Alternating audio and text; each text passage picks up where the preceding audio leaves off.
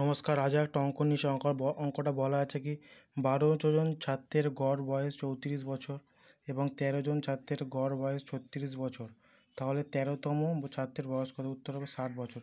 অঙ্কটা দুটো পদ্ধতিতে করে দেওয়া আছে, একটা বড় করা আছে, একটা শর্টকাট করা আছে। তোমরা কি 12 জনের মোট বয়স কত বলেছে, তাহলে বের করবে কি 12 গুণ 34, 34 বছর গড় বয়স, তাহলে কত হবে 408। আর 13 জনের মোট বয়স কত হবে 36 প্লাস 13 ইন্টু 36 468। তাহলে 13তম জনের বয়স কত হবে? 12 থেকে 13 বিয়োগ করবো, 12 জনের বয়স থেকে 13 জনের বয়স বিয়োগ করবো, কত পড়লো? 60 বছর। এটাই হচ্ছে 13তম জনের বয়স। আর তোমরা করতে পারো কি 12 জনের 36 বছর গড়, আর 13 জনের 36, 12 জনের 34, দুজনের ডিফারেন্স কত? 2 বছর গড় ডিফারেন্স। তাহলে আমরা কি একবার দুটো প্রভাব করতে পারো, 13 গুণ 2 26 বছর, তার সাথে 12 জনের যে গড় বয়স সেটা যোগ করতে পারো, তার কত? 60 বছর। বা 12 গুণ 2 এবং 13 জনের যে গড় বয়স সেটা যোগ করতে পারো, 12 গুণ 24, 36, 60 বছর। দুটোভাবে করলে 60 বছর আসবে।